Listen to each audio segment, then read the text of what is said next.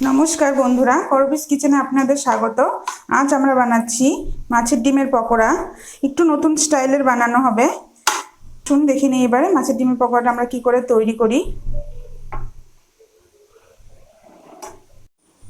মাছের ডিম পকোড়া বানার জন্য আমি এখানে মাছের ডিম নিয়েছি, মুড়ির গুঁড়ো নিয়েছি 2 চামচ, কালো জিরা, হলুদ, লবণ, আর এখানে ছোট মাপের একটা পেঁয়াজ কুচি করে রেখেছি, একটা কাঁচা লঙ্কা কুচি করে রেখেছি, আর নিয়েছি অল্প পরিমাণ ব্ল্যাক পেপার। শুরু করব। এখানে আমি মুড়ির গুঁড়োগুলো ঢেলে দিব,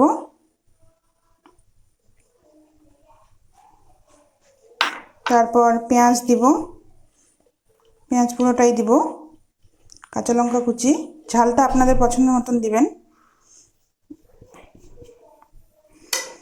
আর দিব হলুদ পরিমাণ মতন, আর দিব হচ্ছে কালো জিরা, আর লবণটা স্বাদ অনুযায়ী। মুড়ি গুঁড়ার মধ্যে একটু লবণ থাকে, এই জন্য লবণটা একটু ভেবে দিতে হবে।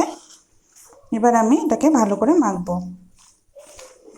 একটু নতুনভাবে তৈরি করছি, আপনারা অবশ্যই বানাবেন, বাড়িতে বানিয়ে দেখবেন কেমন হয়, এবং আমার চ্যানেলটাকে অবশ্যই সাবস্ক্রাইব করবেন। বানানোর পর অবশ্যই কমেন্ট করে আমাকে জানাবেন কেমন হচ্ছে। নতুন কোনো রেসিপি চাইলে অবশ্যই কমেন্ট বক্সে আমাকে লিখে জানাবেন। আমার মাখাটা হয়ে গেছে।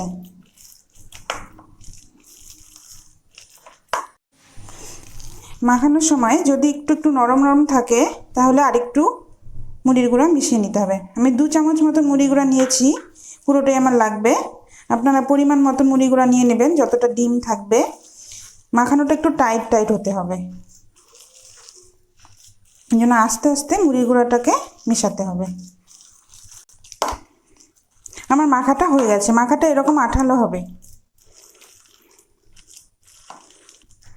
এবার আমি এটাকে রিফাইন অয়েলে ভেজে নেব। আমার ফ্রাইং প্যানটা গরম হয়ে গেছে, এবার আমি এখানে রিফাইন অয়েল দিয়ে দিচ্ছি।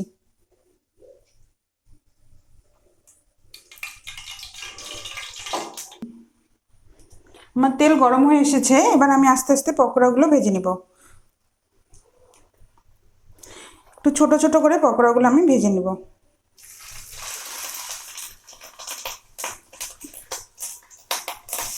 আঁচটাকে মিডিয়াম রাখতে হবে।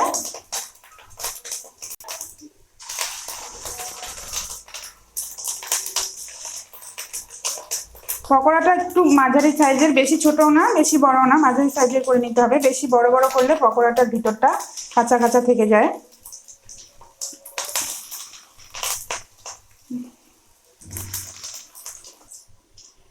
গ্যাসের হিটটা অবশ্যই মিডিয়ামের থেকে একটু কম রাখলেই ভালো হবে পকোড়াটা।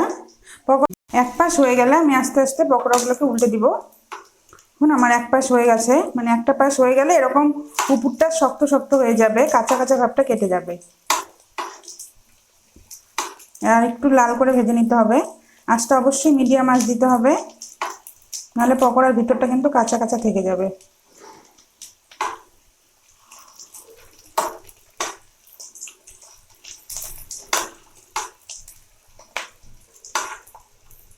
আমার পকোড়া তৈরি হয়ে গেছে।